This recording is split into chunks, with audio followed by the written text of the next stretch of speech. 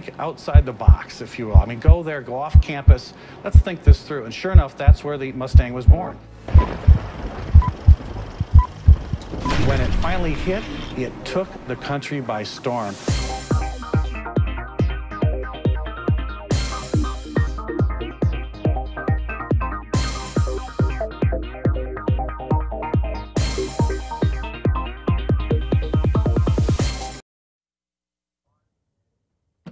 Hello, everybody, and welcome to another edition of Cars in Context.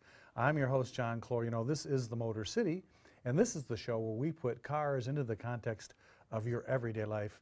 You know, we love to celebrate the rich heritage here in Grosse Pointe for the car, but we will make no apologies for our decidedly Detroit perspective, and that's exactly what we're going to be giving you today, some really cool historical perspective about the secret ruins of an auto company right here in Detroit called the Liberty Motor Car Company. Nobody really talks or knows much about this, so that's why we brought in none other than our favorite auto historian, Joe Babiasz. Joe, thank you for joining us. Joe, this is a fascinating story. This is a really fascinating story, and you're right. Most people, even car people in Detroit, you ask them about Liberty Motor Car, no clue. Nothing. Crickets and tumbleweeds. Nothing. Well, we're going to fix have the answer. We're fixing that today on Cars in Context. You're going to be fascinated by this fantastic little piece of history that I don't know where you found it, Joe. You're great stuff. But before we do that, we have to find out what's happening in the news.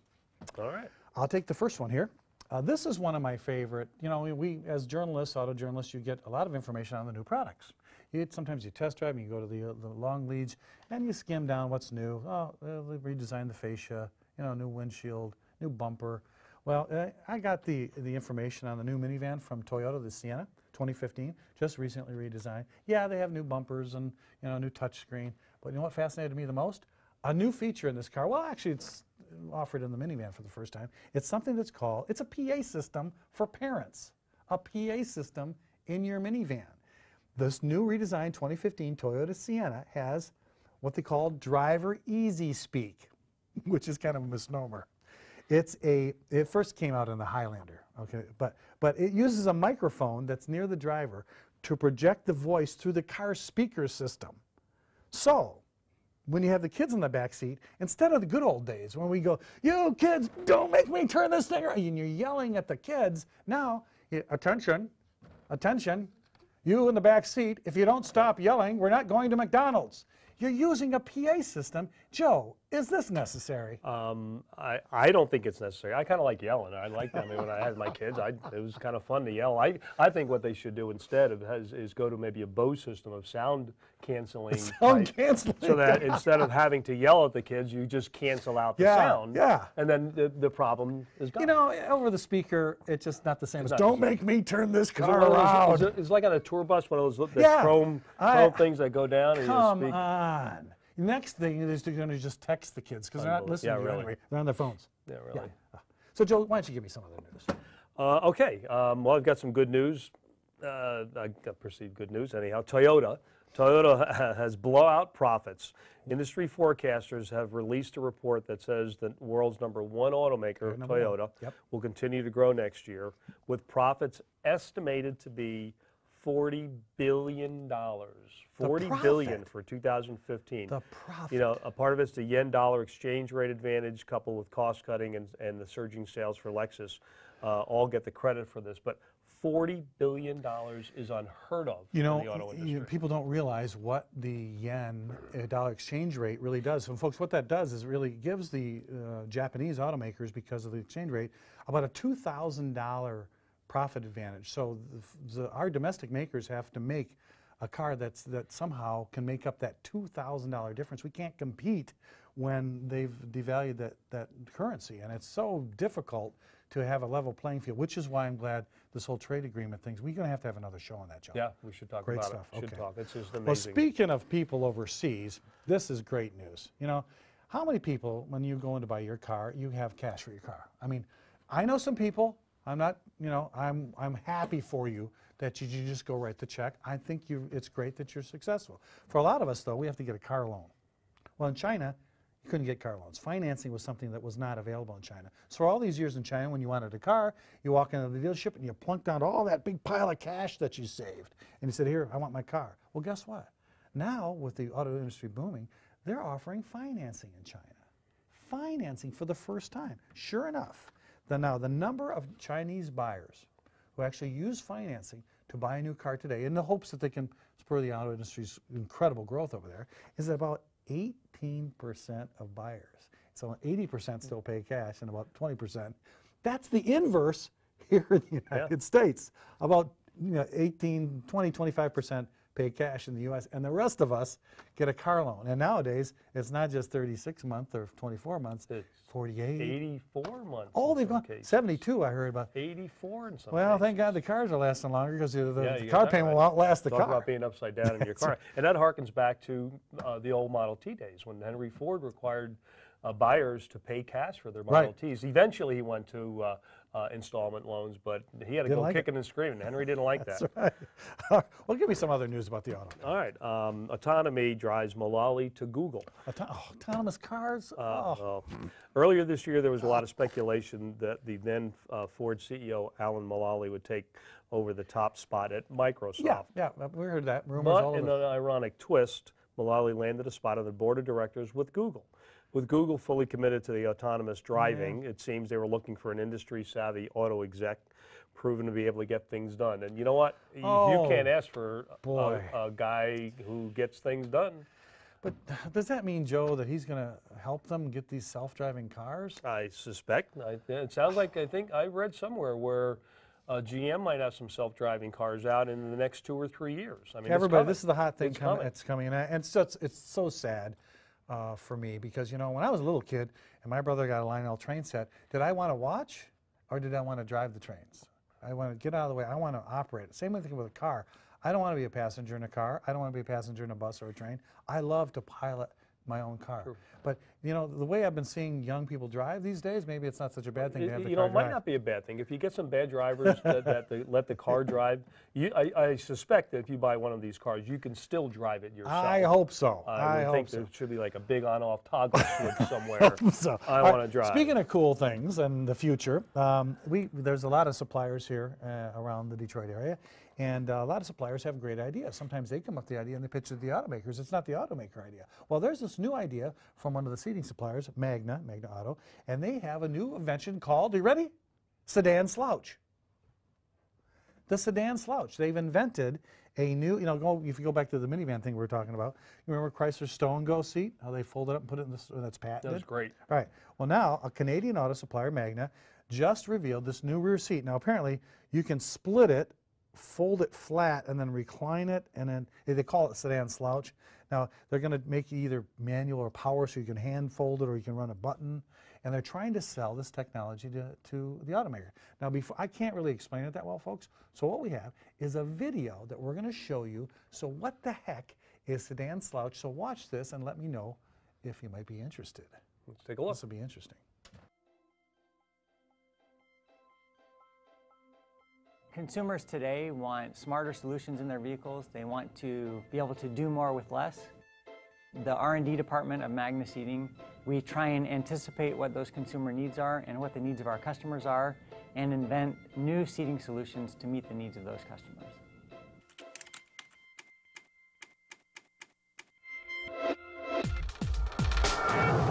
Magna Seating is one of the largest automotive seat suppliers in the world. We excel at making automotive recliners, tracks, seat complete assemblies, and other seat mechanisms. One of the customer needs that we're trying to meet with Sedan Slouch is comfort and cargo flexibility. We are providing both recline feature and fold flat functionality so that the consumers can have the comfort they want when they're carrying people in the rear seats and also the ability to fold the seats flat when they want to carry cargo. Sedan Slouch is available in both power and manual versions. It would be the first to market product with both of these functions together. We believe Sedan Slouch provides an opportunity for our customers to differentiate between their brands in the highly competitive sedan segment. It also provides an opportunity for Magna to grow in this competitive market. We've done that using Magna's best-in-class Meta tracks that are the smoothest, lowest effort seat tracks on the market. We've coupled that with an innovative sliding pivoting latch which connects the seat back to the structure of the body. The fold flat feature of Sedan Slouch functions just like the fold flat feature in sedans today. There's a handle on the top of the seat back that you use to fold the seat down. The slouch function is actuated by grabbing a handle, much like the fore-aft adjustment on a front seat. And the cushion of the sedan slouch seat slides forward. When we showed this concept at a consumer clinic, it was very well received. The customers immediately perceived the benefits of having recline in addition to the fold flat function that they have today. We think the most natural market for this product is in the medium and large sedan segment. The design of this product is ready for a production application. We've been showing it to a lot of OEM customers. It's generated a lot of interest, and we're ready to apply it to a vehicle platform. Oh, I don't know if that, I'll tell you what.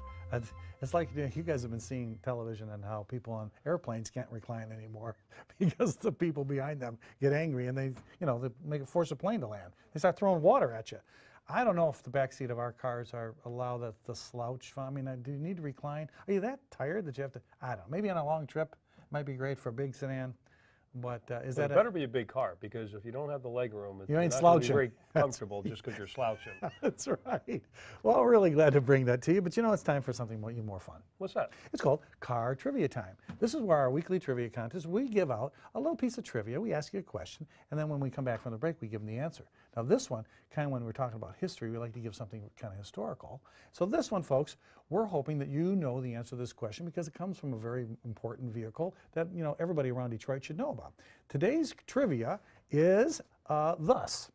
When did the very last Ford Model T roll off the Ford assembly line? And you need to give me the date. At least give me the year, if you can't give me the month. The answer is really difficult for a lot of people because Model Ts, they ran a long time and they changed it a couple of times, but for a Model T, what's more important than a Model T?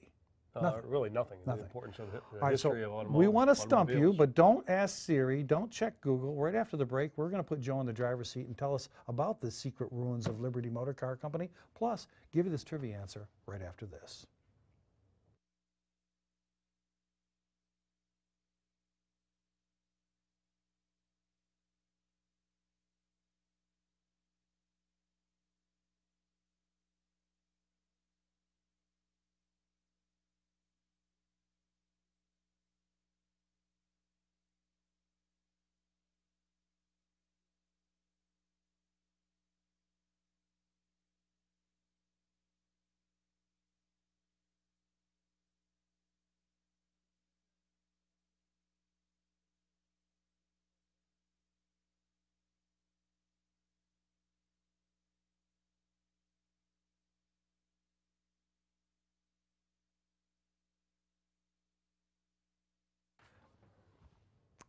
Hi, and welcome back to Cars in Context. I'm your host, John Clor.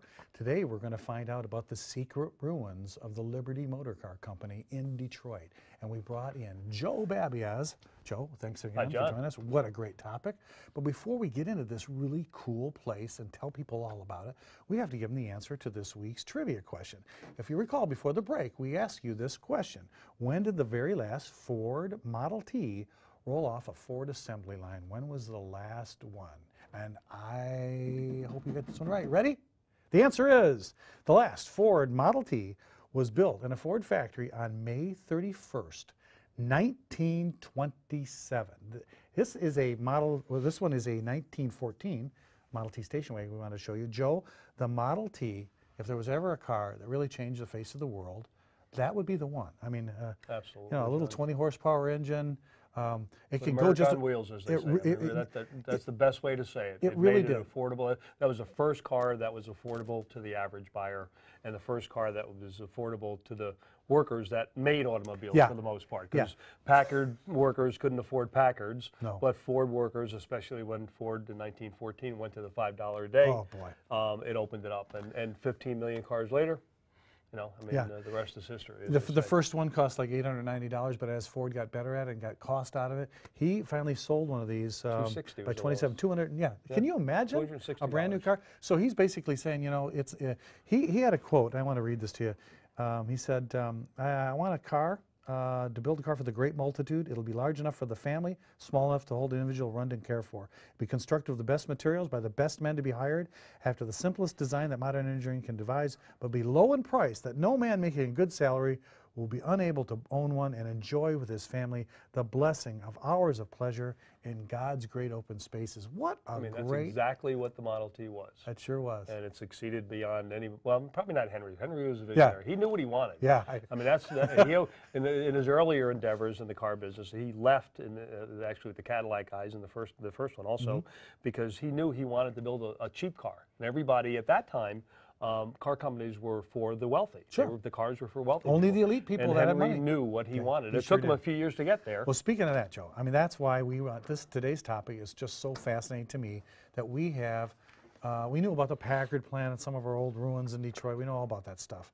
But a lot of people don't know, and you've stumbled across a really cool old car company right in Detroit that is still standing, and I want to know about this. I want to hear about it, see what it is, and could you tell us a little about what is the Liberty Motor Car Company? Let's walk through this fantastic place. Yeah, you know, John, I've been blessed to be able to write about a lot of different companies in Detroit, and this one really piqued my interest.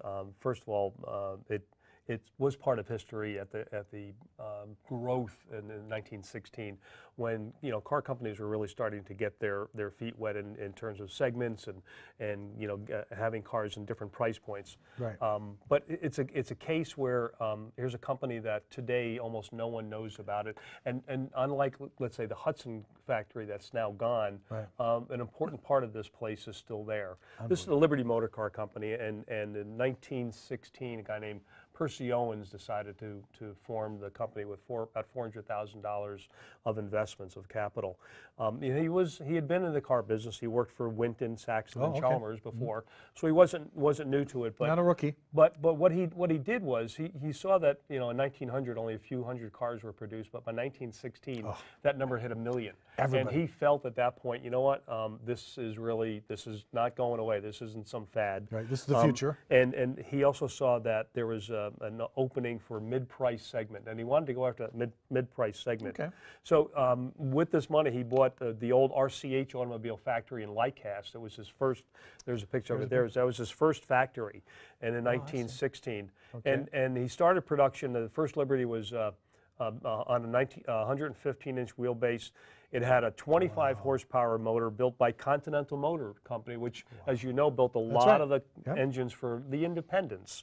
So he's rolling. He was just rolling those cars through the plant. I mean, this is just built in the same old-fashioned way. Basically, it wasn't mass production at that point. So in 1916, he wound up selling 733 cars. Not great, but it was a start. Things continued to go well. That by 1918, sales exceeded 4,000. About 4,200 cars were sold in 1918. 1919, once again, things got better. 6,200 Liberty Motor cars were sold. Wow. So he was on the right track. Yeah. The problem at 6,200, the Leicester Street factory was now not big enough to get any bigger, to produce any more cars. So he went out and he bought 12 acres on the corner of Connor and Charlevoix, right behind what currently is the Chrysler factory off of Jefferson. East Jefferson Assembly Plant? He bought 12 acres, built a 91,000 square foot complex, and continued to produce the Liberty. And the first Liberty built in the new place was in 1920. The difference with the 20 is one of the problems that from customers, the problems they had was that the 25 horsepower motor was really underpowered for the car. So they came up with they purchased a new Liberty 6 from the Wisconsin Motor Car Company right there. That's the Liberty 6. And it took horsepower from 25 to 56. That eliminated the complaints of the cars being underpowered. Double the horsepower. It had a top speed of 60, which is pretty good. That's pretty fast. I mean, that's pretty fast back then. I should say so. At that first year in 1920, their first year at the new plant, sales topped 9,200. Okay. In 1921, things got even better. Sales exceeded 11,000 cars. They were on a roll. But if you remember back to 2008 and things got a little hairy and car sales went down 30% because of the economy at the time, sales slid from 11,000 in 1921 to 1,654 in 1922. Yikes. And 167 in 1923. A total of 167 from 11,000 to 167. Clearly something happened. The economy just took a tank. So in September of 1923, Liberty's assets were sold for $625,000 to the goodness. Columbia Automobile Company, Okay. who planned on continuing producing them along with the Columbia. However, that company wasn't in such good shape either, and it almost immediately folded. Oh my The goodness. most interesting part of that is Percy Owens had a love for Independence Hall in Philadelphia. And when he built that plant, he built his engineering offices to be a replica of Independence Hall. You see, there it is. What's interesting is this replica Oh my goodness. was built before the replica that's at Greenfield Village. Okay. That Henry Ford built. Wow. And I've been in this. You've been in this building? I snuck in this building, and it's it's in excellent condition. And it's still there. Look at that Almost no grand one knows about it. staircase. It's a magnificent building. I do hope that somebody decides to repurpose this thing. So Joe, this is on the Bud property or the This Chrysler is, property? after a while, Bud bought the property, and Okay. the same Bud company that built the 1955 to 57 T-Bird bodies for Ford, Right. bought that and owned it, and still, I believe, still owns the property. Yeah. It's behind a gate now, so you can't get in the building anymore. There it is. But Oh it's my a gosh. magnificent building. It's does look like wonderful Independence repair. Hall. And if you ask almost anyone in Detroit, they don't know that this building Yeah, exists. where is Liberty Motors? I don't know. It's on. It's but it's on Charlevoix and Connor. The building is still there. Wow. And if you drive actually in the Chrysler main entrance, visitors entrance, Yeah. parking lot, you can get a straight ahead shot of. I'm Unbelievable. not suggesting you do that, but you can get a good shot of Liberty Is Motor that Car. cool, And so folks? 1916 to 1923, topped out 11,000 Came and went. sales, came to a crashing halt, and today there are only 12 known Liberty cars that exist. Wow. And very little information on the companies. It's really interesting. Folks, really interesting. where company. else have you ever heard about anything like this? That building still stands. It's in Detroit. They picked probably Connor and Charlevoix. Connor Creek was there. You had water, rail. The city's streetcar made out that far. Well, Chalmers was down there. Yeah, Hudson that's was right. down there. Really? Oldsmobile at one point was in that area. Joe, so, that yeah. was so cool. We really love it. love the and place. I hope you enjoyed that too. Stop So- by and see it. Go take a look. You'll love it. That's right. So right now, continuing that theme of history, I'm going to add the history to our mix with our pick of the week. Now it's time where I take a picture from way back when, or maybe just recently, that I think you might find interesting and put it on the air. Our pick of the week this time, is from Chicago. This is a picture of Chicago's Dearborn Street Station. This is in 1910, and this is what I wanted to show you about this picture. Not only is it a cobblestone street, Joe, you can see horseless carriages and horse-drawn carriages are at the same station. There's a big ad on the right-hand side. You come to the station. This is the time when cars and horses were battling for that space on the street. 1910 in Chicago's Dearborn Street Station. What a cool old photos. Thanks for sending that in, folks. If you have a picture you'd like as picture of the week, send it to me, Jay Clor, carsandcontext.com. Great photo. We'll put it on there. But there's more. There's always more. That's There's always more on this show. There's always more in the show. We give you more. This is one of my favorite segments called Pride in My Ride. This is when you, the viewers, get to send a photo of your car and tell us why you have pride in your ride. And Joe, I understand you have brought in a Pride in My Ride for today. I do.